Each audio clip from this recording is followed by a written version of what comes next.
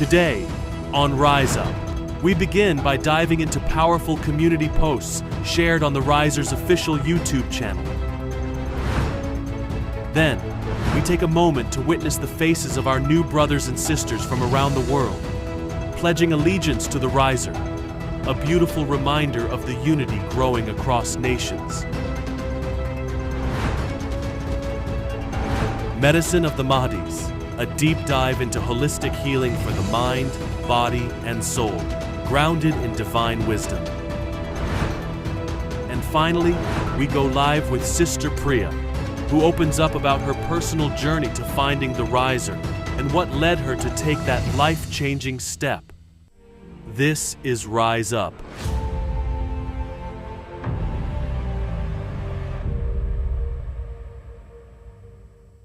Good morning, welcome to Rise Up. I'm Alia Halal. Very good morning, welcome to Rise Up. I'm Irfan Alamgir. We did not do Friday last week. We didn't do Friday last week, why? We didn't do 2 days now because we had that meeting. Ah, yes, we did. So we're back. We're back. Live on television. It's good to be back. On YouTube. Energized, ready to go. All engines go, right, Alia? Yes, and today we're excited too because we have two very exciting things. The first thing that I'm excited about is the recent Q&As that Abu Sadiq has answered. And yeah, that's important. That is important. It's been a bit of time since we had those on the show, and I'm excited to hear those answers and talk about them. And the other thing I'm excited about is our special guest stuff today. Oh yeah. This is going to be good. Trust me, you want to stay tuned for that segment. Don't miss the special guest appearance today. Yeah, it is. It's an exciting one. And I love these interviews because they always give you that glimpse into the human experience and the journey, the hero's journey into finding God, and you get all these.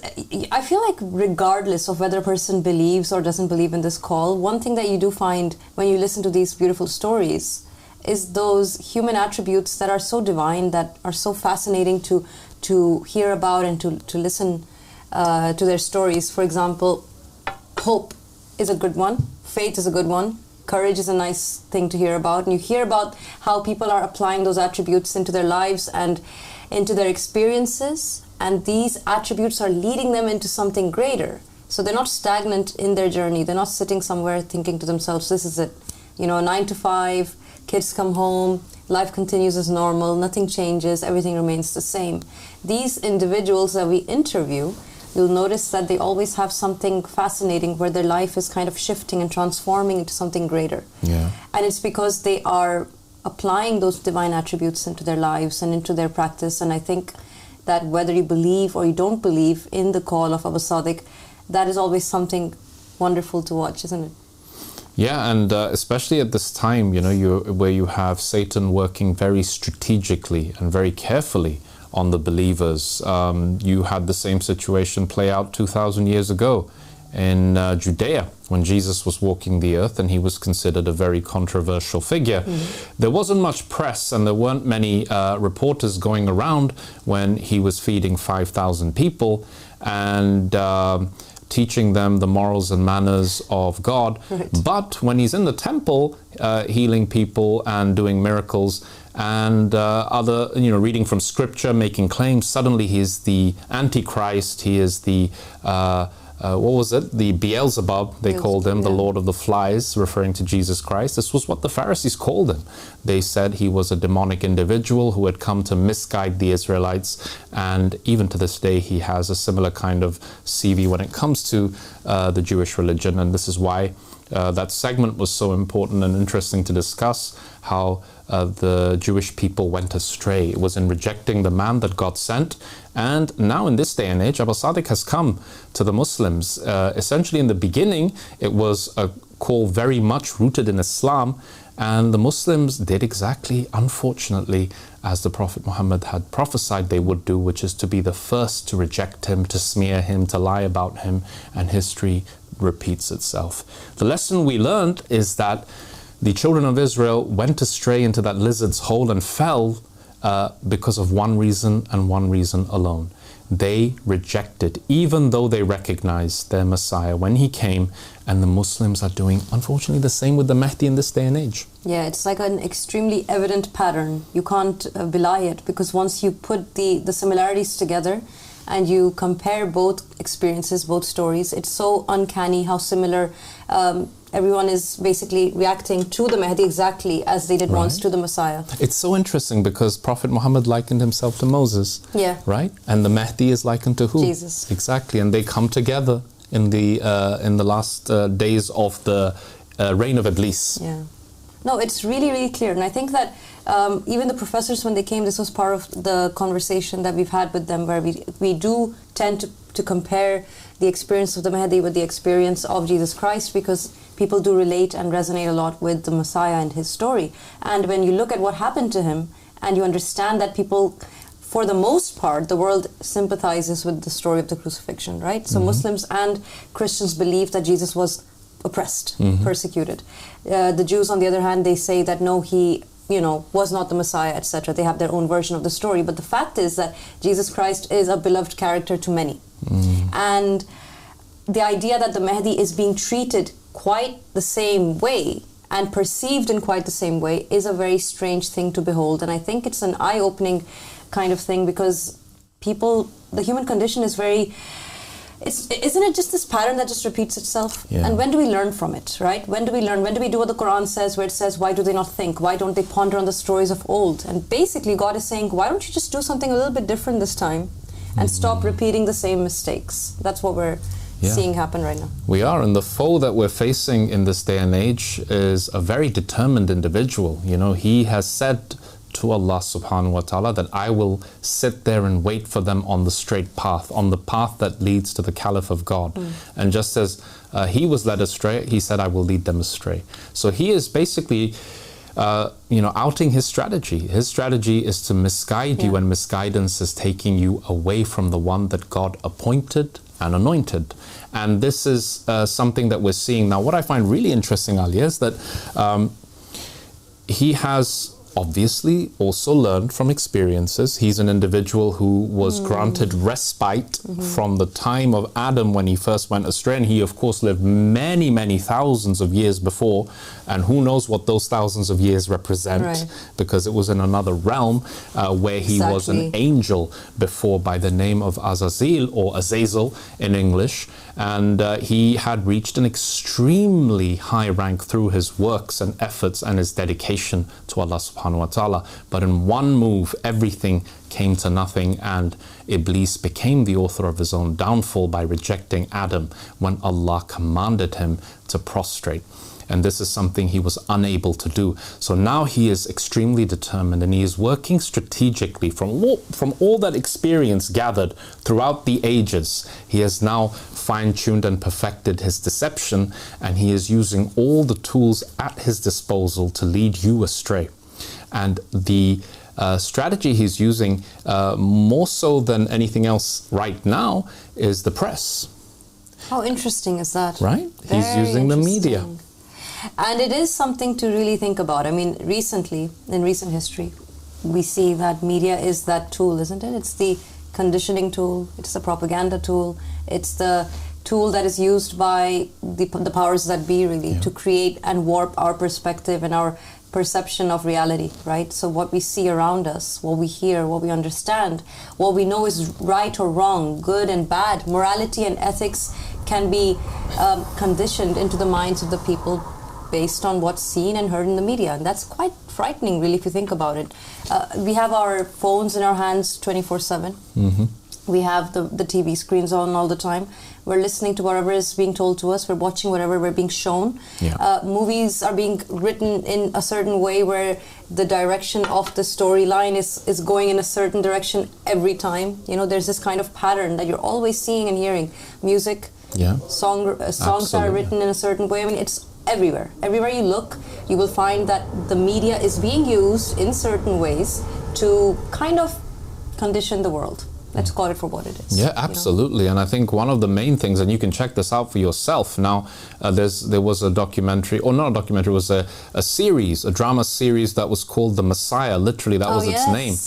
And it was very interesting. Even now, the trailers are on the social media platforms. On YouTube, you can watch it. If you type in The Messiah trailer, it will show you like this person emerges from the Middle East, and suddenly, it says, will he convert you? But the C-O-N is highlighted and the other bit fades. Convert you. So it's like, will he convert subvert you? Will he con you into believing that he's the Messiah? So Satan is using all of these tools, like I said, in order to misguide you, in order to prepare the ground for when the rise happens, that you see, wow, why do I feel this antipathy towards this individual? Well, because you're being programmed subliminally. They've got it down to a T. It's a perfected science, subliminal programming through bombardment in the media, where everywhere you look, somebody is either being portrayed as insane, who's talking about religion and the return of the Jesus or the Mahdi.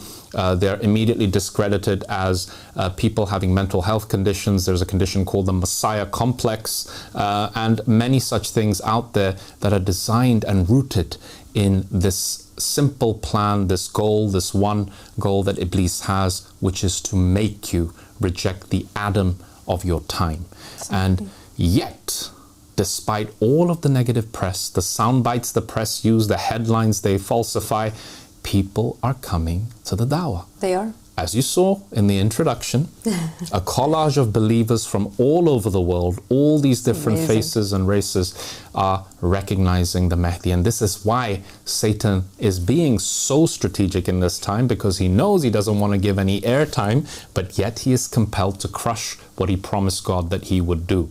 So his time is coming to an end very quickly. Yeah, I mean, the clock is ticking. We already know what the future holds, right? The prophecies have already been laid out, and he's very aware of them. And he even said it. He said it in his kind of bargain that he made to God. He gives that kind of deadline. He's like, until, and he marks the point in the timeline where he knows he can't go beyond that point. Exactly. So he says, look, give me at least till then to do the damage I have to do, because I have a point to prove. Right. So he knows he's in a sinking ship. No, he knows it. He recognizes it. He even mentions it himself, right?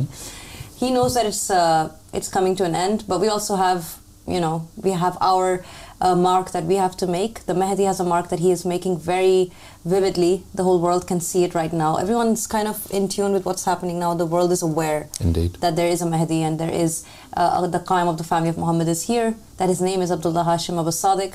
And as you said, the numbers are increasing rapidly. We actually have this beautiful collage. It's not a collage, it's a montage. Videos. We have this montage of pledges from around the world that we want to play very soon. But before we get there, shall we go through our community post segment? Let's do it. Let's go through the segment. Ecuador. Do you want to give it a shot? Ecuador. We have believers in Ecuador. That's insane. I don't think I've ever seen Ecuador before on our community posts. How do you read that? Dr. Yasmin could have read it. Yeah, she could have. She should be here. Este es un regalo en nombre de Abu Sadiq. That's good enough. Something like that? That's good enough for me. I don't speak a word of Spanish. But these are again the same. Oh, wow. There you go. That's nice. That's I like really that. cool. I want one of those. Biros. See, the innovation of the Ansar, just to spread the word.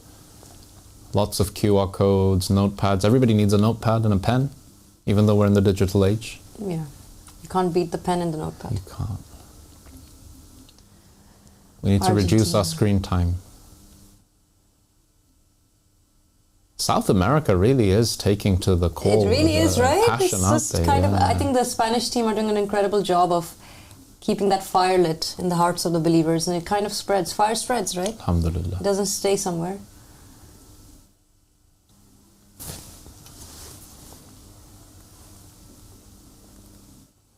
God bless these people.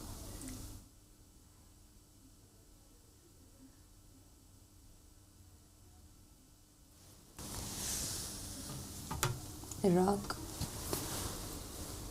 Wow, that is a fine piece of art. That is. Spain. No.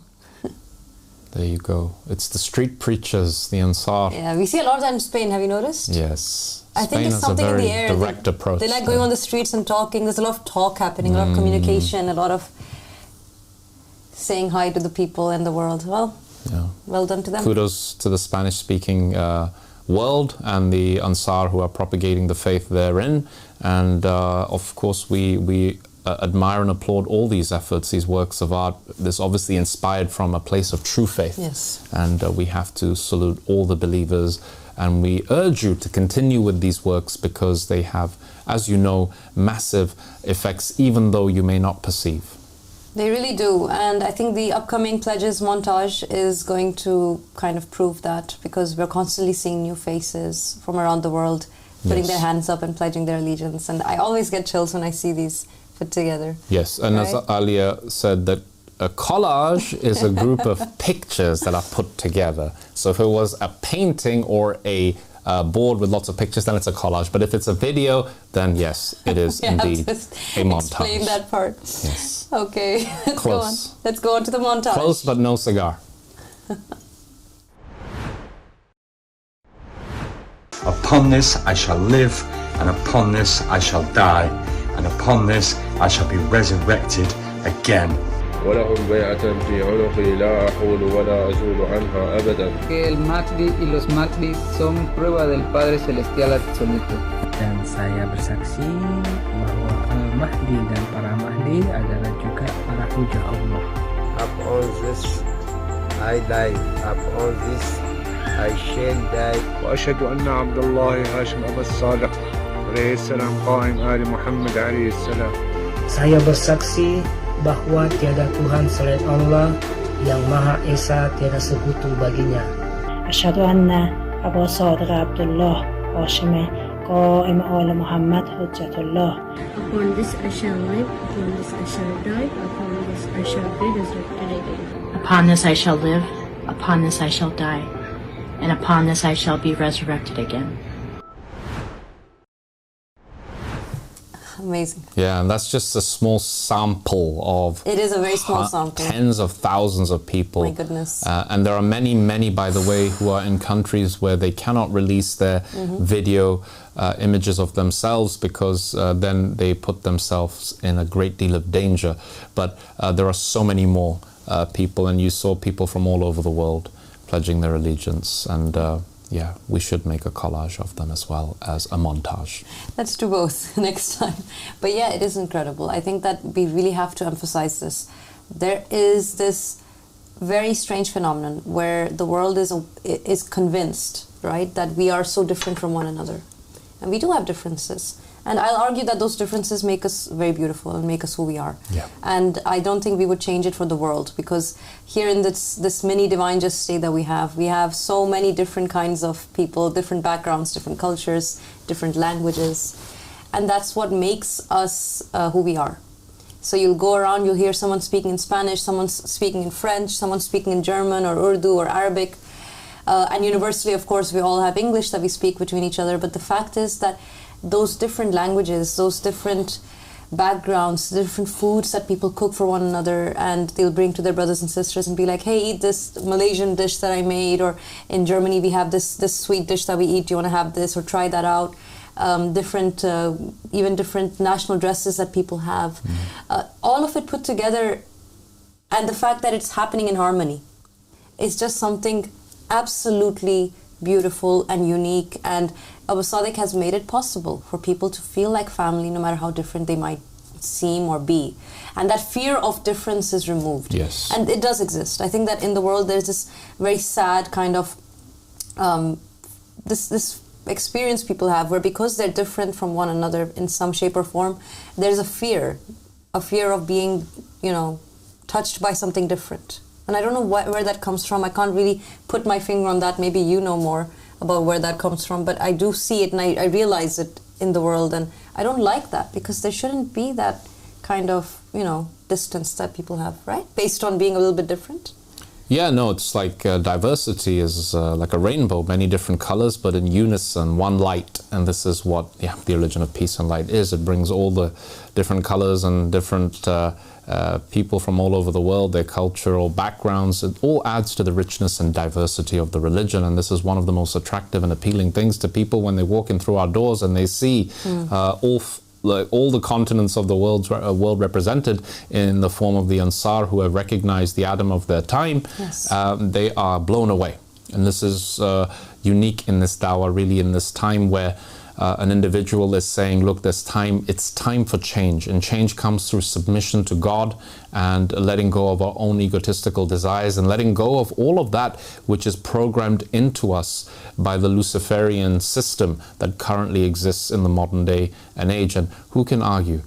Just turn on the news. Just look at the strife that exists in the world, where people are looking at the other as their enemy, their own brothers as their enemies. You can see it in the Indian subcontinent. You can see it in Ukraine and Russia. These are neighbors. These are people who share long lines of history and heritage together. Yes. And yet they are looking at them as their greatest enemies. And this is something that Lucifer wants. Iblis wants this infighting between us until we annihilate one another. And he wants to create, most of all, the condition of hopelessness. Because when hope is lost, when you let go of hope, meaning that it is in your control, your hope, then you make that ultimate mistake, which is you don't turn back to God. You think there's no way back. And there is always a way back for those people who have hope. So don't listen to Iblis. Tune in to Rise Up. Call in. This is a place where hope shines supreme. And this is the Great reason for it. advocates of hope. Yeah, we are. And it's not because of us. It's because the light that was given to us by God's Caliph in this time that we want to share with the world. So yeah, do call in. We invite all people to call in, whether you're with us or against us. Let's have a civilized discourse where we can share ideas and reach the truth together. So this is a platform for that very reason. It was created by the riser of the family of Muhammad, and we welcome all people. Yeah, we really do, and I think that's the only way forward for the world at the moment. You know, you were saying something about Ukraine and Russia, and as you were talking about how these neighbors are fighting with one another, it is so painful when you realize that. I think even on a physical level, if people just stopped everything for a second and even just realized that the very DNA that runs in our veins is so similar. It's the same codes put together. It's the same origin that we come from that has created those chains of DNA that flow within us and our children and the children of our neighbors. And if we could understand that we actually are a family, this is nothing to do with just a nice kumbaya, new age, spiritualist kind of way of thinking about things. This is a literal situation where when you damage or harm someone who has the same DNA as you do, then it actually damages your very soul. It damages your very being. You cannot be unaffected by the blood of your brother or sister being spilled on the ground. You cannot just walk on with your life and live a normal, whatever that is anymore, happy life while your brother or sister has been harmed in some way. So not understanding that's the real disease that we're seeing these days, that people think that it's you versus us, it's me versus you, it's with us or against us, it's survival of the fittest. But the fact is that the survival of the fittest would be that everyone does survive. It would be that you care about the survival of your neighbor and of your brother or sister. That's the only way that we can actually manage to be happy at all. There is no other way. Yeah, and by the way, that's another chief doctrine of the cursed one who fell, Lucifer, is the survival of the fittest, right? Because that basically says what? That if you are born just by virtue of just sheer potluck into a family where you have inherited a lot of money, and then you get a better education, you get more opportunities, you have a better life, then you are okay. You know, but the people who haven't been born into those fortuitous circumstances are those people who are at the mercy of the elements. And really, it is survival of the fittest. It's like that competitiveness that is actually something, again, negative in the sense that you hoard and withdraw something that you have that could benefit another. This is not God's system. God's system is that if you have been given opportunities and affluence, it is your responsibility to take care of those who do not have the advantages that you were born with. And this is something, again, we have to address as that Lucifer effect that exists in our society, that we look down upon the other who is in a lot of problem, they're in a hole, and we say, well, it is their own doing. This is because they made bad decisions and they ended up here. Whereas, if you look with the lens of compassion, what you will see is their life story is completely different.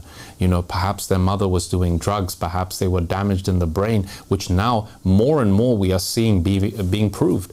They did brain scans of people who were on death row in America, and they found out that there were structures in their brain that were damaged, that took away from them that ability to inhibit themselves in certain ways, and they were much more petulant and much more reactive than others because of brain damage. That's incredible. You know, and these are things that have to be addressed. People are in this position because of societal corruption and not because of their own choosing. A lot of people are set on a course that they have absolutely no control over.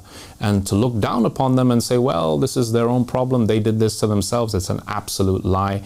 And it is something that the riser of the family of Muhammad is here to wash away the stain that Iblis has inflicted upon society. Isn't that interesting, though? How could you run a just society then? How would you know? How can anyone fallible who hasn't been given that ability to take care of people, how can they prevent those scenarios? This is horrifying. Can you imagine that someone is born in a certain way and they have this inability to stop themselves or inhibit themselves, right, from committing certain heinous acts, and then they do so. Or falling into addictive behaviors and patterns, So only a man from God could know, A, what the penalty should be, you know, how severe it should be and how it should be meted out, but also B, how to help that person, right? And he would know exactly what the right step would be next to take for that individual's life, whereas at the moment it's just this is why chaos. Abu Sadiq said, I have come for the adulterer, I have come for the addict, I have come for the disenfranchised, the poor, the widow, the orphan, all of those people who were born into those circumstances that they cannot control. And it's because he knows and he sees that the effect that individual has had, it's the Lucifer effect that has led them down that path. And therefore he first and foremost addresses their needs, and rightfully so. And this is again something that is a principle of the prophets and the messengers, and Iblis does not want us to save people. He doesn't want us to save people, but we have to. That's what we are here for. Exactly. Abu Sadiq has, as we said earlier, released a couple of very interesting videos where he's answering the questions of the people. Let's go ahead and air the first one. The next question is from someone by the name of Fikri from Turkey. He says, it has been reported that some bodies can survive without a soul. How can one understand whether a soul exists in a body or not? And what is the difference between a soulless body and a body with a soul? So there's no way for a normal person at this current time to be able to distinguish between a body that has a soul or a body that doesn't have a soul. This is something which the Hujjah or the Imam of the time would be able to tell. But the normal person is not able to in this given time in history. So just the idea that there are bodies without souls, right?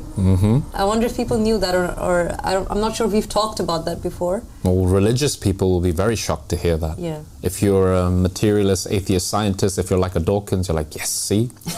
They said what we think. But religious people believe that the body is animated by the soul, and when the soul leaves, the body is no longer alive. And this is a mainstream belief in every That's what I thought religious doctrine. Once. Yeah.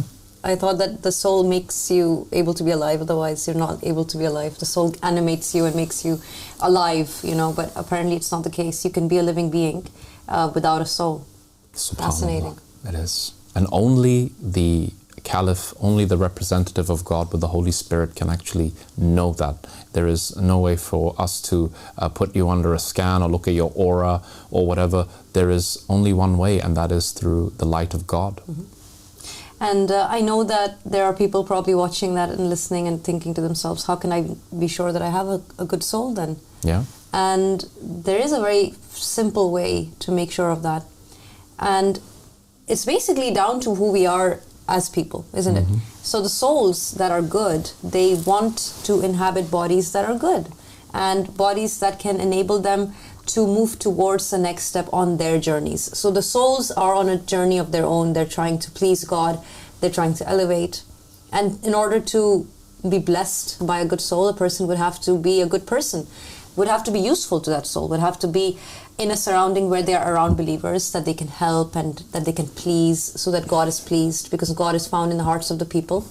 And a good human being who is basically doing good acts would be allowing the soul within them to thrive and to prosper, and therefore a good soul would say, I want to inhabit that body. And that's a good way to kind of make sure that at least as long as you're in a good surrounding and you're a good person, you as a human being have a great opportunity to be part of the bigger picture. You know, I remember this one media person, he was interviewing Vladimir Putin, and he said that, you know, staring into his eyes, it was an interesting comment that he made. He said he was soulless. He felt this as if he was looking into the eyes of a great white shark or something. Yeah. And it was a very interesting comment, and it really brings to light a deeper philosophical question than what is the soul and how does it affect the body, right? That is something that we have to contemplate on now, because we've been told that there could be many people walking the streets, I guess, unconsciously living out their lives and unaware of what is happening around them. And this is, again, a very deep and interesting topic. And if you have an opinion on it, then we'd love to hear it. The number's on the screen. Pick up the phone. Let's hear it. Yeah, empathy is a good kind of signal, isn't it? To know that you're being a true human being. See, that's what I was talking about. Now, is it empathy? Is it compassion? Is it the attributes of God that you see in a person that perhaps indicate that this person has a soul? And I think that is a very interesting thing that you mentioned. Because Ar-Rahim, the intensely merciful, is also oftentimes translated as the compassionate.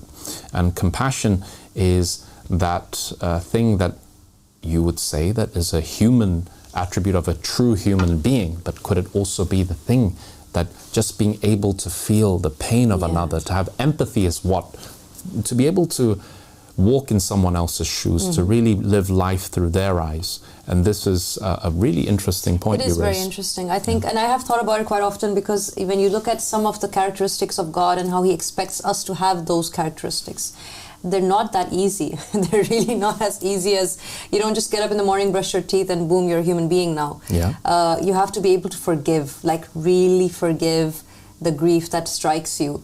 I mean, these words are attributed to Jesus on the cross, where He's quoted as saying, "Forgive them, Father, for they do not know what they do."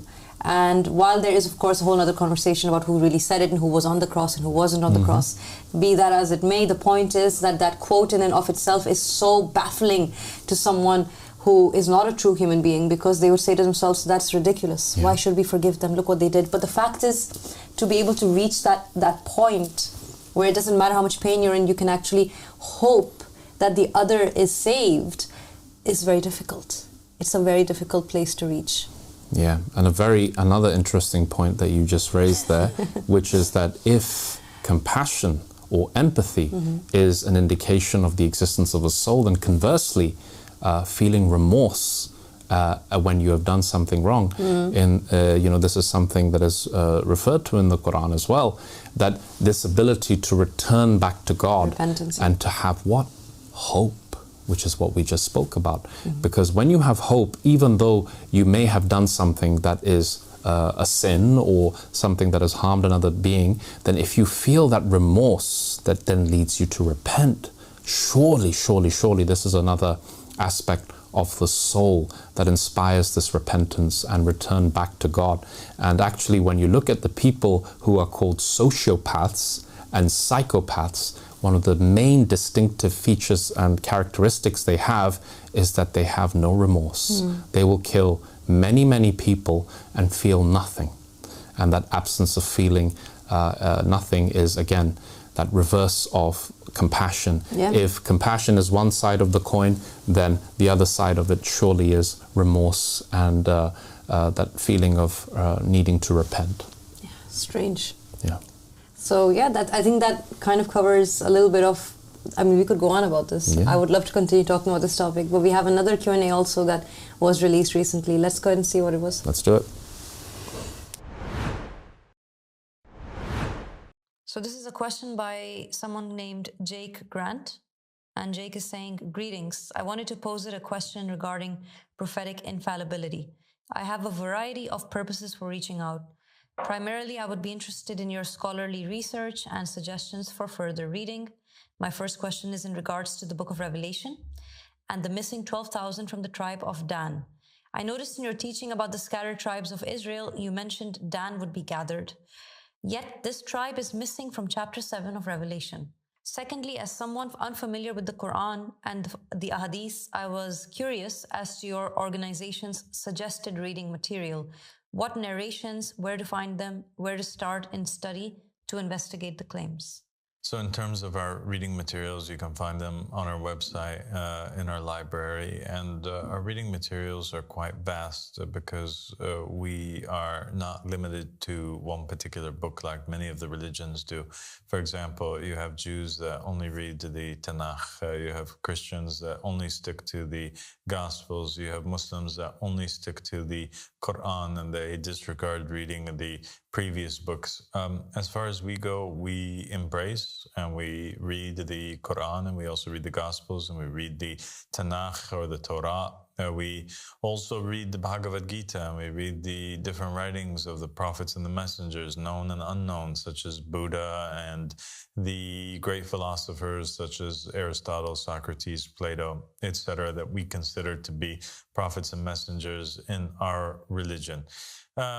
We also hold tight the teachings and the words of Imam Ahmed al-Hassan alayhi salam, and there are a couple of important books of his that are available for reading on our website, mainly the book The Calf and also the book of Monotheism. We also have The Goal of the Wise, which is an important book for people to read, as well as the Mahdi's Manifesto.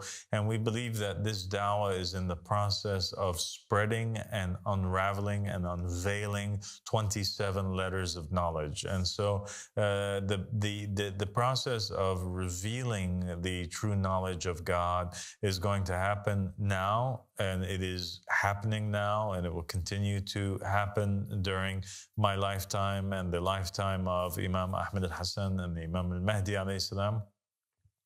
And there will be more revelations in this time than there ever has been in the lives of any of the other previous prophets and messengers. Now, in relation to the book of Revelation is a very important topic. It's extremely important, and it's necessary that we do an entire we will probably be writing an entire book on it, and we will probably be doing an entire series of lectures that have to do with the book of Revelation, because when we start talking about a particular topic, it's very easy for somebody to say, for example, that actually this is the truth of the matter. But for example, if we were to say that Paul was a false apostle, it's very easy to do so, but it's very hard to convince the opposing force that what I'm saying is true. And so you have to build a case that's logical, that forces the other side to either submit to your conclusion or at least to question their own beliefs. And that is what I want to do with the book of Revelation. Here's what I can say about the book of Revelation in this particular answer. One, I promise that I will be doing a full response to your question and to many other aspects of the book of Revelation that will surprise the reader. What I can say is that the book of Revelation is a controversial book. It's a book that did not come into existence, or the earliest copy of it. It comes hundreds of years after Jesus Christ. What we can say is that the Christians themselves, the early Christians, when they were compiling the current version of the New Testament, many of them opposed the inclusion of the book of Revelation itself, and they considered it to be a forgery or something that had been altered or manipulated. This is their own words, and so there was a great battle and disagreement in regards to that. Many of the respected voices of Christianity, they rejected that book, and they said that it was a forgery, and a forgery of a man in particular by the name of Cerinthus. And there were other scholars of Christianity, or early Christians, that quoted from the book of Revelation, and that ultimately led them, because they liked those particular voices, to say, okay, well, we must include the book of Revelation into the current version of the New Testament. And so our position on it is this. We believe that the book of Revelation, its origin is true, that the basis for it is true, but it has been altered and misinterpreted. And there were alterations that were made to the book on purpose, that people made for particular reasons, either because they misinterpreted the text and they included in the text to their own understandings, or because they were angry that this book was included in the New Testament itself, and so they made alterations to it. Okay, and this greatly changed the meaning, and so there were reversals that were made to the book. Certain things or forces or characters that were meant to be good ones were reversed, and they were meant to be bad ones. They were made to be bad ones, etc. And so that makes the book of Revelation to be very problematic. But it's something that needs that we take it section by section. Another important reason why we have to make this series about the book of Revelation is because the entire book itself is a vision. It's a dream, and dreams need interpretations. And the Christians failed to interpret the book of Revelation over the centuries, and they have actually disagreed with one another over the meanings of it. And in every day and age, the Christians have sought to apply the particular events that are taking place in the book of Revelation to the time that they are living in.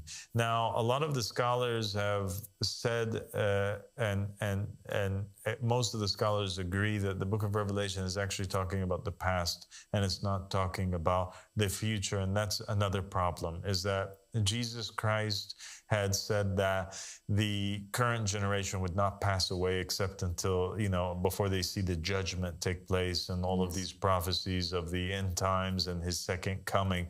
And so there is kind of this illusion that Jesus already came and the judgment came over Israel in the year 70 AD, and that the characters that are mentioned in the book of Revelation, they apply actually to characters that were living in that time. And that's why you have most of the scholars believing that, for example, one of the characters, the Antichrist, 666, that this applies to Nero, who was the Roman emperor that was living at that time, and that it's not something that applies to today. Now, because we believe that all words that come from the mouths of a prophet and a messenger are alive in every day and age, we believe that even if these texts applied to particular individuals that lived in the past, that they would still have a meaning which is applicable today. And in the time of the Prophet Muhammad, or in the time of Imam Ali alayhi salam, or in the time of the Mahdi. And so in this great ocean of confusion, there's a lot of light that must be shed. And so very, very soon we will be making a series about the book of Revelation and clarifying a lot of these facts and these notions. So I just want them to be a little bit patient with us. And as soon as we make it, I want you, Alia, to make sure that you send him, actually get his contact details and send him the episode. Yes, I will, Abu Sadiq, and it's very exciting to hear that. We're looking forward to it, inshallah. Thank you.